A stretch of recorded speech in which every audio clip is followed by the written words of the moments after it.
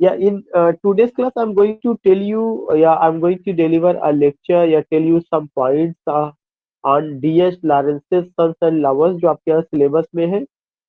एक तो अभी तुरंत उस पे बात करेंगे। दूसरा चीज, हम एक और शीट भेजेंगे जो कल मैं शाम को 4 बजे बात करूंगा। इसका मतलब ये कि हम आपका 2 सेशन कल से लेंगे। कोशिश करेंगे 2 सेशन हो जाए, जल्दी जल्दी हम इस चीज को कवर करें क्योंकि आपका एग्जामिनेशन भी है। तो आज जो हम लोग बात करेंगे वो डीएच लॉरेंस को लेके बात करेंगे, डेविड हर्बर्ट लॉरेंस को। एक आपको पॉइंट जरूर ध्यान में रखना है कि David Herbert Lawrence was born in London but died in Paris. एक इम्पोर्टेंट, अभी ऐसी मैं रफली कुछ बातें कर रहा हूँ, फिर मैं उसको शीट को लेकर के शेयर करके मैं बात करूंगा। He was born in London and died in Paris. जो डेविड हर्बर्ट लॉरेंस का जो जमाना रहा था वह मॉडर्न एज का था। उनकी नॉवेल में मॉडर्निज्म नजर आता है। जिस तरह से न्यू वुमेन का कॉन्सेप्ट आता है, जिस तरह से चेंजेस आते हैं, जिस तरह की कल्चर को लेकर के बात होती है, इन्वायरमेंट को लेकर के बात होती है, वर्ल्ड वार को लेकर के बात होती है, you find these things where you find these things in the novel of D H Lawrence. लेकिन उनका जो नॉवेल है, उनकी नॉवेल का जो बेसिक थीम है, you will come to know वह क्या है। Man women relationship. Man women relationship, यह एक कॉमन सी बात है। चाहे आप उनका नॉवेल सन्स एंड लवर्स ले लें, चाहे आप जो है वीमेन इन लव ले लें, चाहे रेनबो ले लेंगे, या जो है आपका लेडी चैटरलीज लवर ले लीजिएगा, या जो है आपका कंगारू वगैरह का भी जो उनका नॉवेल है। टू सम एक्सटेंट, मतलब सारे नॉवेल में एक बहुत कॉमन पॉइंट है, वह क्या है, मैन वुमेन रिलेशनशिप। तो एक तो मॉडर्न एज के राइटर है, और जिस एज में वो आते हैं मॉडर्निटी का वह शुरुआती दौर था। और अर्ली एज में मैं अगर कहूँ कि ही लेफ्ट दिस वर्ल्ड, तो देर इज नो एग्जैजरेशन। और जब वो मरे तो उनके ऊपर लोगों ने पोर्नोग्राफी का अक्यूजेशन किया, या he was blamed for what, for pornography, या दीज थिंग की उनके नॉवल में ऑब्स्टिनिटी है, उनके नॉवल में लस्ट है, पैशन है, कैरेक्टर नेकेड है, they don't have even a single cloth on their बदन, ऑन देयर शरीर, ऑन देयर बॉडी। इस तरह के तमाम बातें लगाई गई जो है। लेकिन अगर देखा जाए तो जो इथिकली जब वही बात आती है कि किस हद तक ये ब्लेम सही है, एथिकली अगर देखा जाएगा ऑन द ग्राउंड ऑफ, अगर ये देखा जाए कि मोरालिटी के ग्राउंड पर, तो ठीक है, ये चीज लगाया जा सकता है। लेकिन जब आप लिटरेचर को लिटरेचर के चश्मे से देखेंगे तो ये होता है कि लिटरेचर में किसी भी चीज की बंदिशें बहुत ज्यादा नहीं है। और जो उन्होंने दिखाया वह चीज जो है, हो सकता है कि उन्होंने लिटरेचर में लाया, लेकिन वो चीज मार्केट में कहीं ना कहीं नजर आती थी। उन्होंने उसको लिटरेचर में जगह दे दी, लेकिन वो चीज मार्केट में जो है नजर आती थी। तमाम तरह की एरियाज ऐसे होते थे जिसको लोग उस समय रेड लाइट एरिया कहते थे, जो लॉरेंस के जमाने में भी था, लॉरेंस के पहले भी रहा होगा। तमाम तरह के कोठे पहले होते थे जिसमें तवायफे डांस करती थी। तमाम तरह के राजाओं महाराजाओं का शौक होता था। तो अगर लॉरेंस पे उंगली उठ रही है कि लॉरेंस ने उस चीज को लिटरेचर में जगह दिया, तो प्रैक्टिकली लॉरेंस ने देखा होगा। यह जरूर है कि लॉरेंस ने एरिस्टोक्रेटिक लाइफ को ये चीजें न प्रेजेंट करके ही told about the people of middle class. लेकिन उनके अपने रिलेशनशिप में उन्होंने बताया, उन्होंने ये नहीं बताया कि ऑब्स्टिनिटी है, कैरेक्टर्स आर नेकेड, बल्कि उन्होंने बताने की कोशिश की कि जो सेक्स है वह सेक्स नाम के लस्ट और पैशन में तब्दील हो गया है। And if there is any sexual intercourse, then you find that that is a mechanical relationship. There is no relationship of soul, there is no relationship of body, and the people are taking sex only for what? For physical joy, for physical pleasure, for physical relationship। ये चीज उन्होंने उसको दिखाने की कोशिश की कि जब इस इंटेंशन के साथ कोई रिलेशनशिप बना रहा है तो that is a mechanical relationship. लोगों ने उनकी थियरी पे नहीं ध्यान दिया, लोगों ने किस लेवल पे वो नॉवेल को ले जाना चाहते थे, या जो relationship between man and women में बता रहे हैं उनका आइडियोलॉजी क्या है, वो क्या दिखाना चाहते हैं, उस जमाने के लोगों ने उनको नहीं देखा। लेकिन अगर आप देखेंगे कि उनके नॉवेल पे बहुत सारी बंदिशें हुई, और कई बार ऐसा हुआ कि उनको इंग्लैंड छोड़ के जाना पड़ा। पेरिस में उन्होंने शरण ली, फ्रांस में। फ्रांस उस समय लिबरल कंट्री कहा जा सकता था।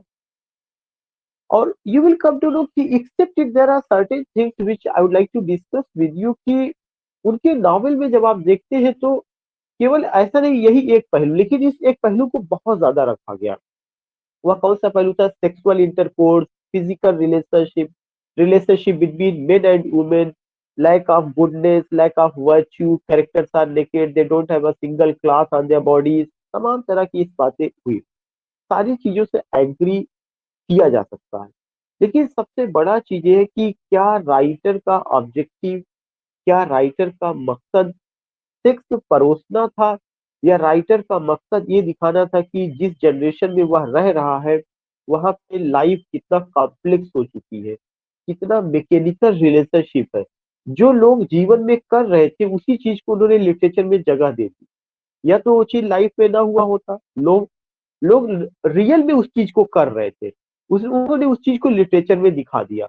यही एक प्रॉब्लम थी, क्योंकि लिटरेचर क्या होता है कि वो यूनिवर्सिटीज में पढ़ाया जाता है। लिटरेचर जो 18 साल के बच्चों के भी हाथ में आ रहा है, 20 साल के भी बच्चों के भी हाथ में आ रहा है, तमाम तरह की चीजें।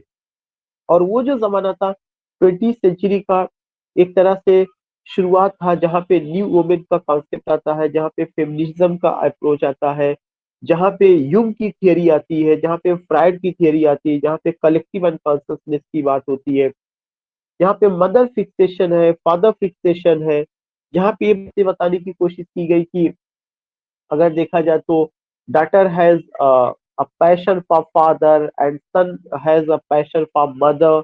ऑल इस तरह का थियरीज होता है। अगर आप इन थियरीज के लाइट में उस किताब को देखेंगे, उनके वर्क को देखेंगे, उनके लिटरेचर को देखेंगे, तो ऐसा लगता है कि वह जो है ट्रेडिशनल नॉवलिस्ट नहीं थे। He was an innovator, brought some new themes, he brought some new themes को लाया, उन्होंने कुछ नए पॉइंट्स को लाए, वो उन्होंने हमारे सामने रखा। और उस थीम में उन्होंने उस पर से पर्दा उठाया जिस पर लोग पर्दा डालना चाहते थे। मतलब एक तरह से the people were living double character. One side they were enjoying this life, and on the other side they were showing that they have what they are ethically strong। इस पर से उन्होंने पर्दा उठाने की कोशिश की। उन्होंने दिखाने की कोशिश की कि आदमी चाहता क्या है, आदमी करता क्या है, और आदमी को क्या होना चाहिए। वह दिखाता क्या है, वह सोचता क्या है, वह करता क्या है, और वह रियल में क्या है। उन्होंने इस चीज को दिखाने की कोशिश की। मैं नहीं कहता कि वो ओशो थे, मैं नहीं कहता कि उनका जो है बहुत इस पे कोई बड़ा काम है सेक्सुअल रिलेशनशिप को लेकर के, नो नॉट एट ऑल। अब उस तरह के सिचुएशन में देखेंगे कि जिस समय वो आते हैं वह समय वर्ल्ड वार का भी था, वह समय इन्वायरमेंटल क्राइसिस का भी था, वह समय जो है इंडस्ट्रियलाइजेशन का था, वह समय मेकेनाइजेशन का था, अर्बेनाइजेशन का था, इंपीरियलिज्म का था, colonialism का था। So many ideologies you can just see। So he didn't talk about colony, he didn't talk about imperialism, but what did he feel? He got opportunity to see the beauty of the village area, but he also found how the people were passing their life in coal या as a coal minor.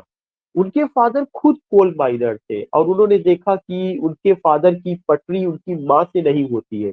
उनकी माँ एक अच्छे घराने से, और माँ ने शादी कर ली एक कोल माइनर से। कोल माइनर वो वायलेंट था, माँ का शोषण करता था। और जब ये लोग बड़े होते हैं तो अपनी माँ की हिफाजत करते हैं, माँ को डिफेंड करते हैं अपने फादर से। उनका जो भी नॉवेल है वो या तो सेमी ऑटोबायोग्राफिकल है या ऑटोबायोग्राफिकल है। और जो अभी हम लोग पढ़ेंगे sons and lover, that is also that is semi autobiographical, और कहीं कहीं पे तो ऑटोबायोग्राफिकल नजर आता है। जिस जनरेशन की उसपे कहानी की गई है पॉल मारेल को लेकर के, या और भी, उस सब में उनके फादर नजर आते हैं, उनकी माँ नजर आती है, वो खुद नजर आते हैं, उनका भाई नजर आता है, उनका परिवार नजर आता है। तो हर किरदार को उन्होंने जिया है। जो भी characters you find, you will come to know कि they themselves lived that life. This is why they presented it. And he found that ki her mother was belonging to a beautiful family, to an aristocratic family, to a wealthy family. But she was much passionate to make the relationship with a coal miner. And what happened that that coal miner didn't respect her mother. But I'm telling you the real event of his life, which is shared. And you will come to know कि जब जैसा मैंने आपको बताया कि in 1930 when he died, the people accused that he was a man who doesn't have any goodness, morality, virtue, and as a pornographer he was treated.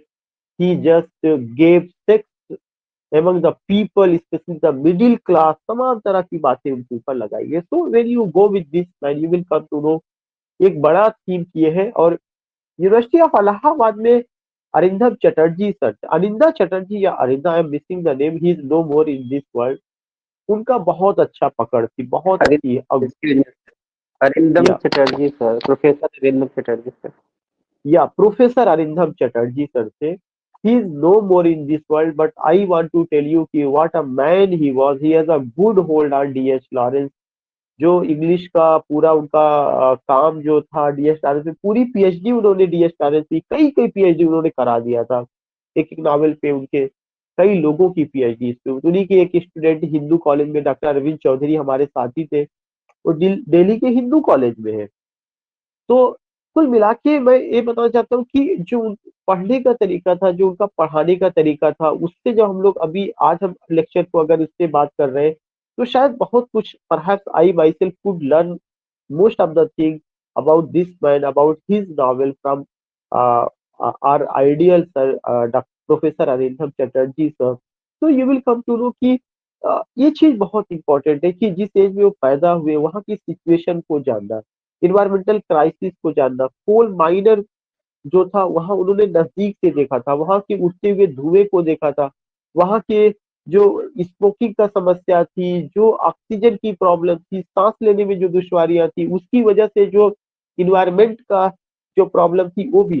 तो जो लोग ये कहते हैं कि केवल उन्होंने एक चीज को परोसा, सेक्स को परोसा, मैन वुमेन रिलेशनशिप को, ये कहा जा सकता है कि यह एक उनका लीडिंग सब्जेक्ट मैटर हो सकता है, यह एक उनका सेंट्रल पॉइंट हो सकता है नॉवेल का. लेकिन इसके अलावा उन्होंने इस पहलू पर भी बात किया जिसको हम इन्वायरमेंट क्राइसिस कहते हैं, पॉल्यूशन की प्रॉब्लम हम कहते हैं.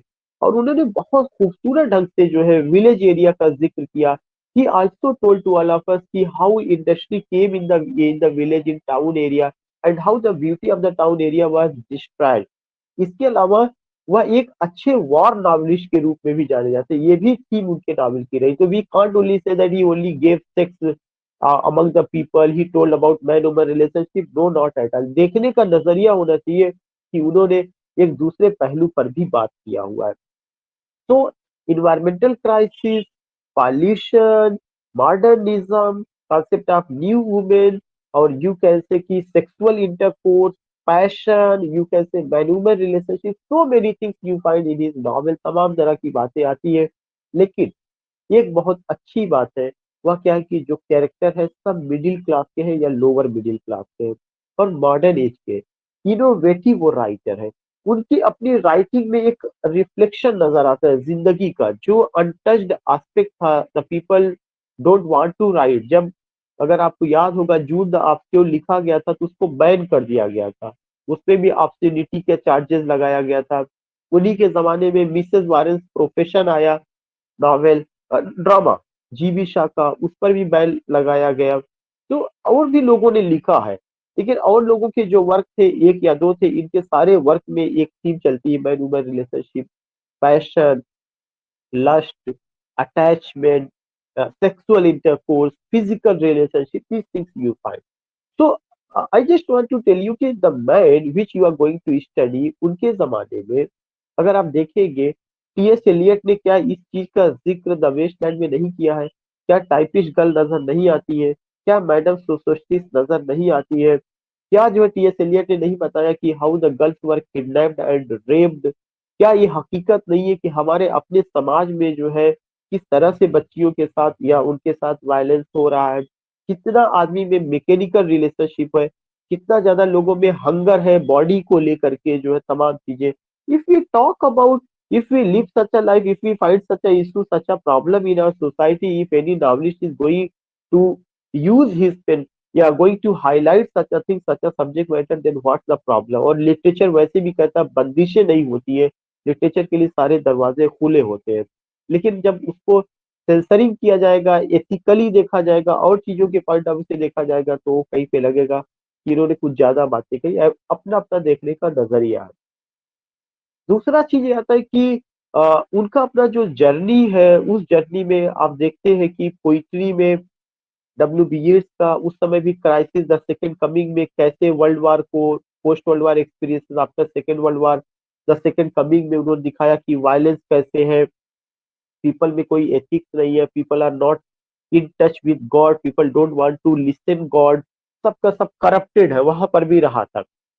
वहाँ सेक्स की बातें नहीं होती लेकिन वायलेंस का जरूर की, turning and turning the widening gyre the falcon can not hear the falconer things fall apart the centre can not own mere neck anarchy is loosed upon the world, such a line you find there.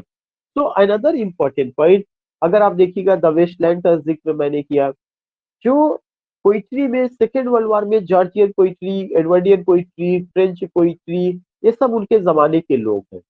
उसके अलावा आप देखते हैं drama में GB Shah का आना, कैसे कैसे subject matter of and the man में लव और वार को उन्होंने उठाया है। कैंडिडा में लव को भी उन्होंने लिया, मार्च बैंक के कैरेक्टर को और लोगों को लेकर के उन्होंने रखा हुआ है। So if you go with this characters, if you go find, तो you will come to know कि चाहे ड्रामा होगा चाहे पोइट्री होगी, तब्दीली हर जगह आ रही है। नावल में अगर आप देखेंगे, जॉर्ज आरविल ने मार्क्सिस्ट आइडियोलॉजी को लेके एनिमल फार्म में बात की है, कोलोनियलिज्म को लेके आप पैसेज टू इंडिया में वो बात करते हैं, ये फर्स्ट बात करते हैं, माउरिस में उन्होंने होमोसेक्सुअलिटी को लेकर के बात किया है। तमाम तरह के लोग आते हैं अपने अपने ढंग से। एच जी वेल्स ने टाइम मशीन साइंस फिक्शन को लेके बात किया है। And you find stream of consciousness technique in Henry James, Virginia Woolf को, जेम्स जॉयस, उन सब में तो तब्दीलियां हर जगह नजर आ रही है। उन्होंने भी एक नई थीम को लिया, नए सब्जेक्ट मैटर को लिया, नए ढंग से उन्होंने शेयर किया। तो इससे किसी तरह का कोई प्रॉब्लम नहीं होना चाहिए।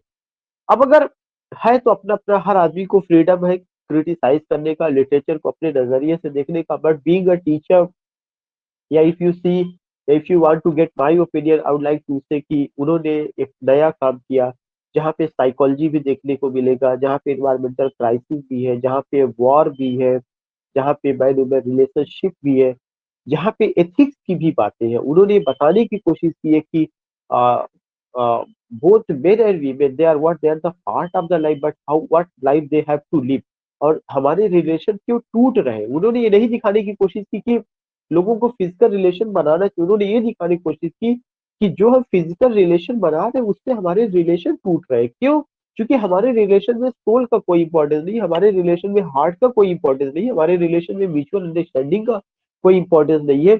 और जब इस तरह के रिलेशनशिप नहीं होंगे, तो कितना भी फिजिकल रिलेशनशिप बन जाए, that is only mechanical, and such relationship is not based on our mutual understanding, love, emotion, all these thing. तो वो तमाम तरह की प्रॉब्लम उन्होंने यहाँ पे लिया हुआ है।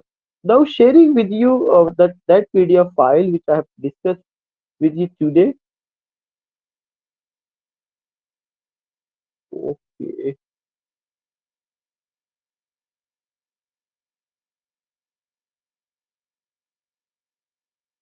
Give me 1 minute, only 1 minute. Give me only 1 minute.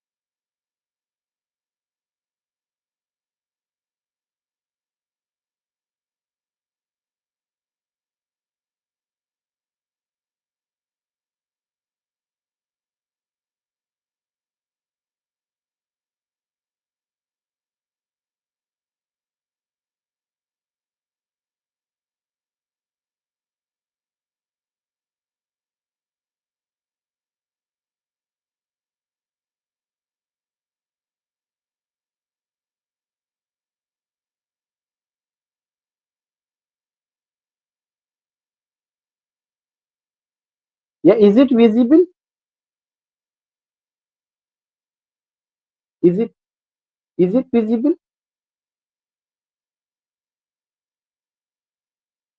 या can anyone respond me? Yes, sir, it is Yes, sir. visible.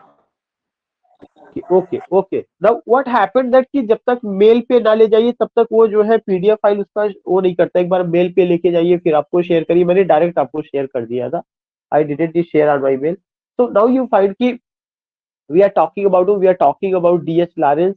Already DS Lawrence was born 1885, 1885 में उनका जन्म हुआ। He died in 1930, उनकी जो मौत हुई है 1930 ईस्वी में हुई है। यू फाइंड कि जो उनका वर्क है क्या क्या प्रेजेंट करता है। His work represent among other things and extended reflection upon the dehumanising. एक बहुत इंपॉर्टेंट, जो लोग ब्लेम लगाते हैं, जो लोग ये कहते हैं कि डीएस लॉरेंस ने अपने वर्क में केवल और केवल ये चीज दिखाया, नहीं, उन्होंने ये भी दिखाया डीह्यूमनाइजिंग कि मानव मानवता कैसे भूल चुका है।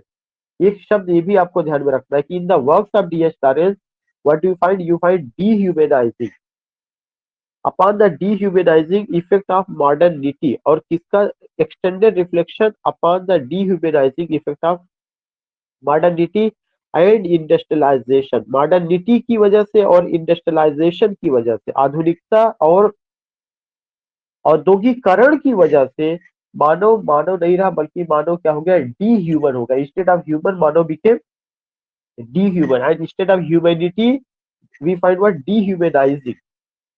तो दीज आर द टू और थ्री इंपॉर्टेंट पॉइंट्स जो मैं आपको शेयर करना चाहूंगा। कि was born in 1885, died in 1930। उनके वर्क में क्या नजर आता है, डीह्यूमनाइजिंग नजर आता है। किसकी वजह से नजर आता है, मॉडर्निटी की वजह से और इंडस्ट्रियलाइजेशन। उन्होंने कहा कि पूरे दुनिया में इस समय जो दौर है वह डीह्यूमनाइजिंग का दौर है, और ऐसा क्यों है, because of modernity and industrialisation.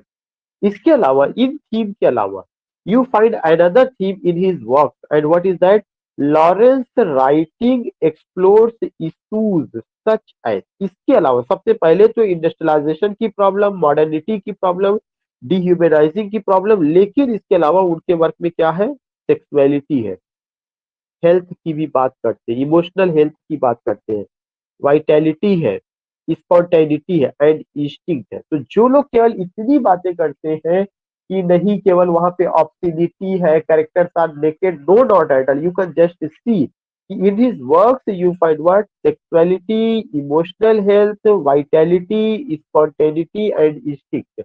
संवेदनाएं भी है, भावनाएं भी है, और चीजों की महत्ता को लेके जिक्र किया गया है। इंडस्ट्रियलाइजेशन की जो प्रॉब्लम है, वॉर की जो प्रॉब्लम है, इन्वायरमेंटल क्राइसिस की जो प्रॉब्लम है, और साथ ही साथ तमाम तरह की जो करप्शन है, जो और चीजें, उन सब की जो प्रॉब्लम है, बहुत अच्छे ढंग से उन्होंने क्या किया हुआ, उन्होंने बहुत खूबसूरत ढंग से इन सारी चीजों को डिस्कस किया हुआ है। So you find that कि a man, he was born in Victorian era but he worked in modern age। 1930 में उन्होंने दुनिया को अलविदा कह दिया, 45 साल तक ही वो जीवित रहे। उसके बाद आप देखते हैं कि एक और पॉइंट बनता है कि he was born in England, England में उनका जन्म हुआ था। डाइड इन फ्रांस, और फ्रांस में उनकी मौत होती है। कई बार ऐसा हुआ कि उनको अपनी इस तरह की राइटिंग की वजह से देश छोड़ना पड़ा और फ्रांस में शरण लेनी पड़ी, और खुद उनका अपना अफेयर, खुद उनकी अपनी लाइफ इस तरह से रही है। उनका जो अल्मा मेटर था यूनिवर्सिटी कॉलेज नॉटिंघम था, मतलब कि उनका जो अल्मा मेटर, जो उनका यूनिवर्सिटी थी जहां से उन्होंने स्टडी किया था, वो क्या था, यूनिवर्सिटी कॉलेज नॉटिंघम था। उनके वर्क में क्या नजर आता है, मॉडर्निज्म। मॉडर्निज्म का जितना भी प्रॉब्लम है, चाहे वह आइडियोलॉजी को लेकर के हो, साइकोलॉजी को लेकर के हो, रिलेशनशिप को लेकर के हो, इन्वायरमेंटल क्राइसिस हो, डिह्यूमनाइजिंग हो, मॉडर्निटी की वजह से जितना भी चीजें नया कुछ हो रहा था, you find in his work. तो उनका जो जानरा है वो क्या है, मॉडर्निज्म। वो इनोवेटिव नॉवलिस्ट थे, नया कर रहे थे, नया लिख रहे थे, दिस थिंग्स वी फाइंड। और जब वो मरे तो उनके ऊपर मैंने बताया कि इट वाज बिलीव्ड या it was accused, and what was accused for the, he was a pornographer. लेकिन ईएम फास्टर ने बहुत डिफेंड किया। ईएम फास्टर ने लिखा, क्या लिखा, E M Forster wrote, he was the greatest imaginative novelist of our age. वह हमारे एज के महान इमेजिनेटिव नॉवलिस्ट थे। ये बात ईएम फास्टर ने कही है, और उनके फेवर में ये बात उन्होंने कही, काफी मजबूती के साथ उन्होंने अपनी बात रखी और सपोर्ट किए। F.R. Lewis championed both his artistic integrity and his moral seriousness. जो F.R. Lewis है, उन्होंने क्या किया, उन्होंने कहा इस बात को कि वह अपने आर्ट में, उनके आर्ट में इंटीग्रिटी नजर आती, वो चैंपियन थे। जैसा उन्होंने लिखा दूसरे लोग नहीं लिख सकते हैं। एंड इज मोरल सीरियसनेस, और उनमें नैतिकता भी थी। जो लोग ये ब्लेम लगाते हैं कि नैतिकता नहीं थी, F.R. लीविस जैसे क्रिटिक्स ने ये बात कही है कि F.R. Lewis champion both his artistic integrity and his moral seriousness, कि उनमें नैतिकता भी है और आर्टिस्टिक ढंग से उन्होंने चीजों को लिखा भी है। उनके जो इम्पोर्टेंट नॉवेल्स हैं, सन्स एंड लवर्स है, द रेनबो है, वीमेन इन लव है, लेडी चैटरलीज लवर है, जॉन थॉमस एंड लेडी जेन है, कंगारू है। दीज नॉवेल्स यू फाइंड, ये सब उनका इम्पोर्टेंट नॉवेल रहा है। उनकी कुछ शॉर्ट स्टोरीज है, the virgin and the Gypsy, the rocking horse winner. These are the short stories of that man. So in this page, what do you find? In this page, you find about his life. आप उनके जीवन के बारे में पाते हैं। Now the next page के पर हम लोग चलते हैं, जो सन्स एंड लवर्स है। सन्स एंड लवर्स जो नॉवेल है, एक कब पब्लिश होती है, 1913 में, और किसके द्वारा? जीराल्ड डकवर्थ। ये बहुत इंपॉर्टेंट कैरेक्टर है। कैरेक्टर का मतलब बहुत इंपॉर्टेंट पर्सन है, जो डीएच लॉरेंस की जिंदगी में जुड़े थे। जब लोग जो है डीएच लॉरेंस को स्पेस नहीं दे रहे थे, तब इस आदमी ने रिस्क लेकर के इस नॉवेल को असेस किए, इवेल्युएट किए, उसका आप कह सकते हैं प्रूफ रीडिंग किए, तमाम तरह की एडिटिंग किए। तो नॉवेल 1913 में पब्लिश होता है। उसको मार्केट में लाने वाले, पब्लिश करने वाले में एक बड़ी शख्सियत का नाम है जीराल्ड डकवर्थ एंड कंपनी लिमिटेड। यह एक जो है क्या थे कि ये तो पब्लिशिंग हाउस का नाम था लंदन का। तो लंदन में जिस पब्लिशिंग हाउस ने उसको पब्लिश किया, उसका नाम जीराल्ड डकवर्थ एंड कंपनी लिमिटेड रहा है। अमेरिका में जिसने इसको पब्लिश किया, उसका नाम था मिटशेल केनरली पब्लिशर, न्यूयॉर्क। न्यूयॉर्क के मिटशेल केनरली पब्लिशर ने इसको पब्लिश किया है। तो यू फाइंड, क्या आप देखते हैं, आपको ये देखने को मिलेगा कि 1913 में यह नॉवेल पब्लिश होता है। पब्लिशर का जो नाम है जीराल्ड Duckworth and company limited, London, and Michel केनरली publisher, New York ने। जानरा कौन सा था? ऑटोबायोग्राफिकल नॉवेल या सेमी ऑटोबायोग्राफिकल नॉवेल। इसके पहले की जो नॉवेल आई थी, प्रीसेडेड बाय द ट्रेसपासर, इसके पहले की जो उनको का जो नॉवेल आया था, वह कौन सा था? द ट्रेसपासर। यहाँ पे ये बता दिया गया कि लॉरेंस का इसके पहले का जो नॉवेल था द ट्रेसपासर था, और इसके बाद जो नॉवेल आया है द रेनबो। तो दो चीजें आप देखते हैं, 1913 ईस्वी में सन्स एंड लवर्स आता है, उसके पहले जो नॉवेल आया था द ट्रेसपासर, एंड जो उसके बाद आता है the rainbow, and it's the third publish novel of Lawrence. Lawrence का यह तीसरा पब्लिश नॉवेल था। It tells the story of Paul Morell. एक इंपॉर्टेंट पॉइंट, यह किसकी स्टोरी बताता है? Paul Morel, a young man and budding artist. जो यंग मैन भी है और एक आर्टिस्ट भी है। किसकी कहानी बताता? Paul Morell. मतलब पॉल मॉरेल इसका मेन कैरेक्टर है, लेकिन दो जनरेशन को लेकर के बात होती है। सो यू फाइंड दैट कि in the novel there is the story of Paul Morel, a young man and budding artist. The novel is dedicated to Garnett. ये चीज ध्यान में रखिएगा, ये बहुत इंपॉर्टेंट पॉइंट है। ये जो नॉवेल है, या गार्नेट नाम के आदमी को डेडिकेट है, हु एडिटेड इट, जिसने इस नॉवेल को एडिट किया, एंड आल्सो रिमूव्ड 80 पेजेस, और इसके लगभग 80, नॉट पेजेस बट पैसेजेस, और इसके 80 पैसेजेस को उन्होंने रिमूव कर दिया, और 4 या 5 बार उन्होंने इस नॉवेल को एडिट करते हैं और उनके पास भेजते हैं। किसके पास भेजते हैं? लॉरेंस के पास। कहते हैं अब आप इसको इस तर्ज पे लिखिए, ये सुधार करिए, ऐसा करिए। तो यू फाइंड दैट कि the novel the novel was dedicated by whom? The novel is dedicated to Garnett. जो नॉवेल है वो किसको डेडिकेट है? गार्नेट को, who edited it and also removed 80 passages. How many passages was removed? 80 passages.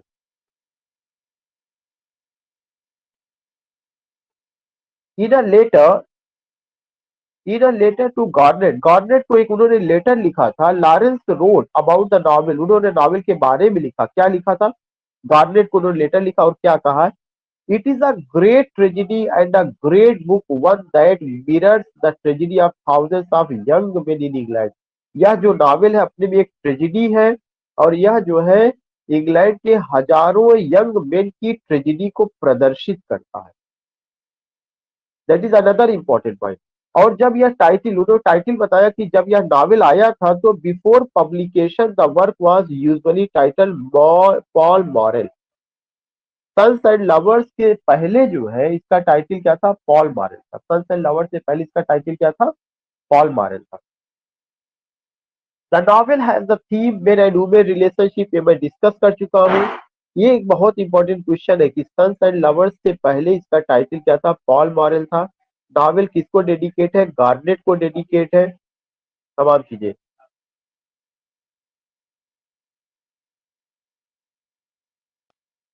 It was alleged that it has some obscenity, यह भी एलिज किया गया कि इसमें कुछ ऑब्स्टिनिटी है। The novel tells the life history of Lawrence parents, यह जो है लॉरेंस के पेरेंट्स की भी लाइफ हिस्ट्री को बताता है। उसके बाद इसमें कैरेक्टर्स है। कैरेक्टर्स में क्या है? Gertrude Coppard, the refined daughter of a good, एक बहुत इंपॉर्टेंट कैरेक्टर है। द रिफाइंड डॉटर, ये उनकी माँ को प्रेजेंट करती है, लॉरेंस की माँ को। The refined daughter of a good old burger family, जो एक अच्छी फैमिली से बिलोंग करती थी। मीट द रफ हीन माइनर वाल्टर, वाल्टर मॉरेल, जिनकी मुलाकात किससे होती है? वाल्टर मॉरेल से होती है, और यही बाद में उनके हस्बैंड बन जाते हैं। At a Christmas dance and falls into a world with romance characterized by a physical passion, और क्या होता है? फिजिकल पैशन, उसके फिजिकल पैशन को। तो जो गर्ट्रूड कोपार्ड है, ये एक अच्छी फैमिली से बिलोंग करती है, रिफाइंड डॉटर है, लेकिन उनकी शादी किससे होती है? वाल्टर मोरेल से होती है, जो कि एक क्रिसमस डांस पार्टी में उनकी मुलाकात होती है, लेकिन वो एक कोल माइनर थे, एक अच्छे आदमी नहीं थे by physical.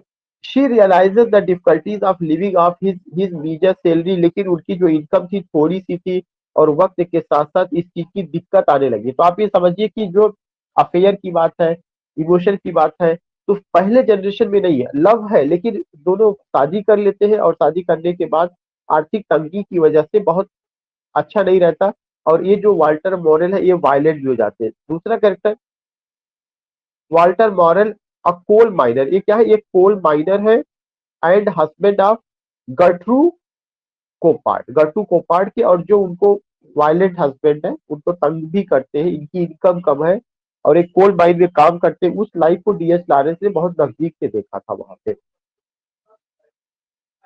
नेक्स्ट कैरेक्टर क्या है? William, the oldest son of William, sorry ये यहाँ पे गलत मैंने लिख दिया है, ये विलियम यहाँ पे नहीं होना चाहिए। The oldest, not the oldest son of William, the oldest son of Walter Morel and Gertrude Coppard, ये सेकेंड जनरेशन की बात हो रही है कि वाल्टर मॉरेल और गर्ट्रू कोपार्ड की शादी के बाद जो है क्या हुआ है कि उनको बेटा हुआ, जो बड़ा बेटा उसका नाम विलियम है, और ये बहुत ही वैसा नहीं है, अपनी माँ का तो सपोर्ट करता है, लेकिन ये भी बहुत अच्छा नहीं है। As he grows older he defends her mother, वो अपनी माँ को डिफेंड करता है against his father's occasional violence. जब वो बड़ा होता है तो उसका जो है झुकाव माँ की तरफ होता है, और फादर का अपोज करता है। ठीक है, सब चीजें। यहाँ पे क्या दिखाया गया है कि मदर फिक्सेशन की, William is very attached to her mother and he doesn't think that any third person should come between mother and son. So the oldest son of whom? The oldest son of Walter Morel and Gertrude Poppard. As he grows older, he defends her mother against his father's occasional violence. Eventually, he leaves Nottinghamshire. ये एक important question बनता है। Novel की शुरुआती setting कहाँ पर है? नॉटिंगमशायर में है।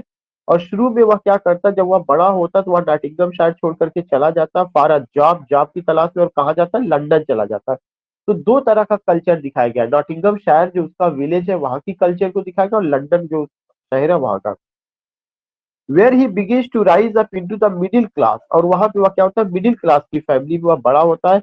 He is engaged but detest, वह जो है एक गर्ल्स के साथ इंगेज है, लेकिन वह लड़कियों से नफरत करता है, खासकर उनकी बनावटीपन से।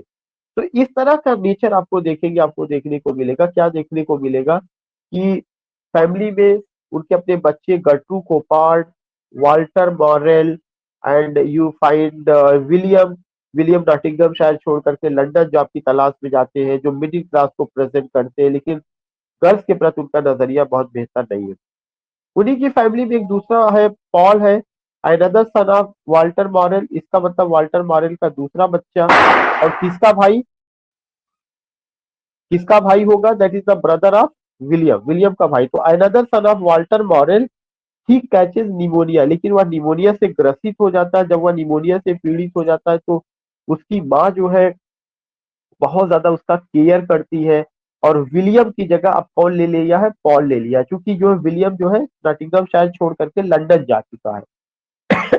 And you find here, Paul भी वक्त के साथ साथ बड़ा होता है और वह भी जो है चला जाता है।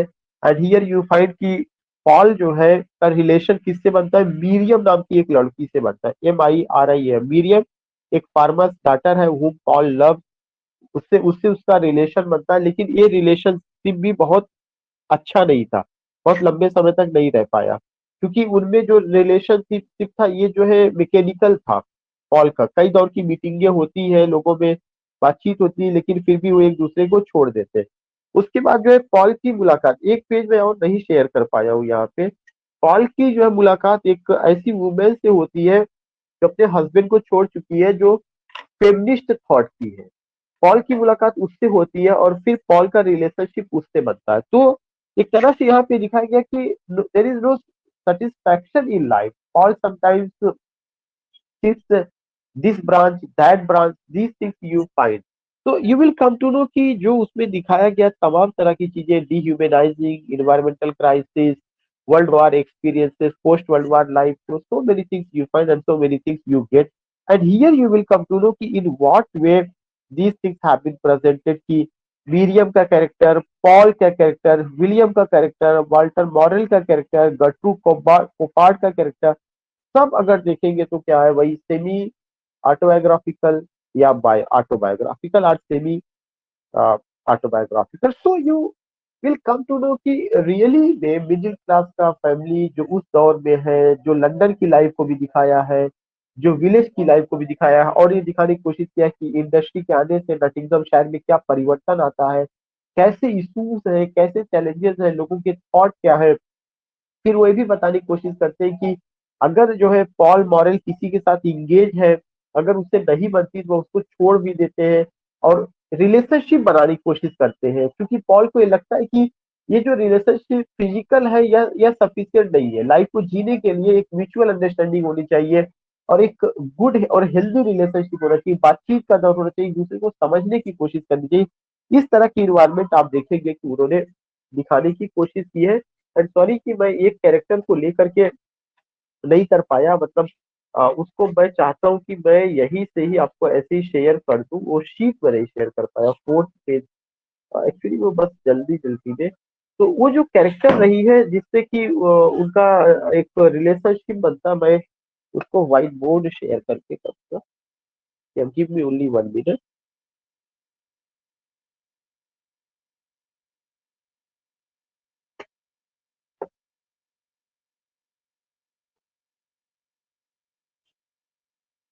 That is a lady Charles doll. मैं इससे बात कर sharing with you that particular thing, that is a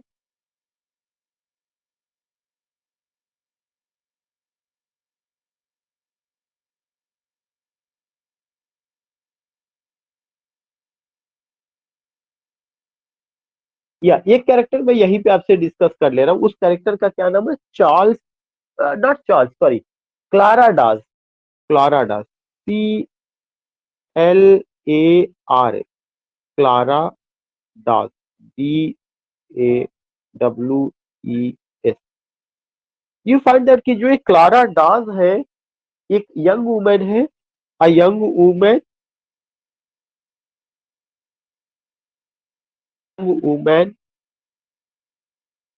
with feminist ideology, a young woman having feminist sympathy.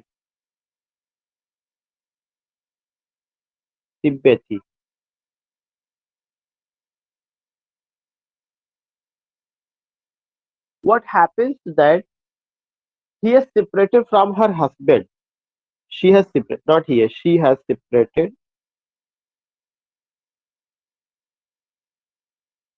separated from her husband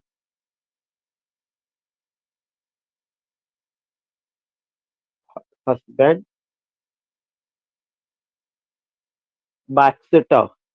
BAXTER, किससे अलग हो गई है? बैक्स्टर, अपने हस्बैंड बैक्स्टर से।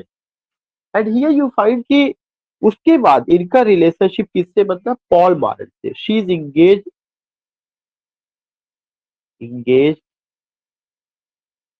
with Paul Moran, with Paul Moran. This is another strong point. So you find this thing, you find these points कि किस तरह से चीजों को है, कैसे चीजें हैं, या कैसे आपको समझने की कोशिश करना है, या ये सब चीजों को यू कैन जस्ट फाइंड। तो इतना पढ़ाने के बाद भी मैं आपको ये बताना चाहता हूँ कि आपको एक बार समय निकाल करके आज ही जो है इससे रिलेटेड स्टोरीज को और जगहों पर है उसे आप पढ़ लीजिए, क्योंकि हमने अपने नॉवेल में सॉरी अपने लेक्चर में आपको उनकी थीम, उनका समय, उनकी लाइफ, कैरेक्टर, वो सब बताए, 2 जनरेशंस की कहानी बताए हैं। मैंने आपको ये नहीं बताया है कि आखिर पूरे नॉवेल में क्या होता। पूरा नॉवेल 2 हिस्सों में बटा है, पार्ट 1 एंड पार्ट 2। पार्ट 1 में फर्स्ट जनरेशन की कहानी है और उनके बच्चों की कहानी है, बच्चे के चाइल्डहुड का, जिसमें शायद एक का नाम विलियम है, दूसरे का नाम पॉल है। लेकिन आप देखेंगे कि जो सेकेंड जनरेशन है कि विलियम का नेचर क्या है, जो उनका बड़ा बेटा है, और जो पॉल का नेचर क्या है जब वो अपनी लाइफ जीते हैं, जब वो जो है वीमेन के संपर्क में आते हैं, तो उनके लाइफ में कितना बदलाव। पहली वाली ने तो एडजस्ट कर लिया, कोल माइनर, इनकी माँ ने एक कोल माइनर के साथ एडजस्ट कर लिया, 2 बच्चे हुए, लाइफ सेटल्ड थी, और वो जल्दी मर जाते हैं and mother was heart broken. लेकिन फिर भी दोनों बच्चों की उसने परवरिश की किया। लेकिन जॉब की तलाश में बड़ा बेटा लंदन चला जाता है। दूसरा भी जब अपनी जिंदगी जीता तो अपने ढंग से जीता। दूसरे में कितना जनरेशन गैप हो रहा है। पहले वाले भी लाइफ को जी रहे थे, वो कैसी लाइफ जीते, दूसरी जनरेशन कैसी लाइफ जी, जो जनरेशन गैप है ये दिखाने की कोशिश की गई। और ये बहुत इंपॉर्टेंट पॉइंट है कि how the things are going to change with the passage of time, culture, civilisation, लोगों का आइडियोलॉजी, लोगों का ड्रेस, मैनर, एटीट्यूड, थिंकिंग, सब कुछ जो वक्त के साथ चेंज हो रहा है वो 2 जनरेशन के बीच दिखाया गया है। वो 2 जनरेशन कौन है? डीएस लॉरेंस के अम्मा अब्बा, उनके पेरेंट्स, और दूसरा खुद डीएस लॉरेंस, उनका परिवार, उनका भाई। तो ये जो गैप है ये उन्होंने दिखाने की कोशिश, इसीलिए नॉवेल क्या है, सेमी ऑटोबायोग्राफिकल और ऑटोबायोग्राफिकल। तो again think I am saying कि एक बार जरूर आप किसी दूसरे प्लेटफॉर्म पे जाकर के स्टोरी को, या किसी दूसरे प्लेटफॉर्म पे जाकर के थोड़े समय के लिए अगर आप स्टोरी को सुन लेंगे या जो है पढ़ लेंगे कहीं और से सोर्स, तो चीजें आपको बहुत क्लियर हो जाएगी। फिर पूरा लेक्चर आपको, अगर कुछ बीच से और गहराई से कुछ क्वेश्चन पूछेगा या एक आध कैरेक्टर अगर मुझसे छूटा हुआ होगा तो वो चीजें आपको और क्लियर हो जाएगी। ठीक है, किसी का कोई क्वेरी या मैं क्लोज करूँ?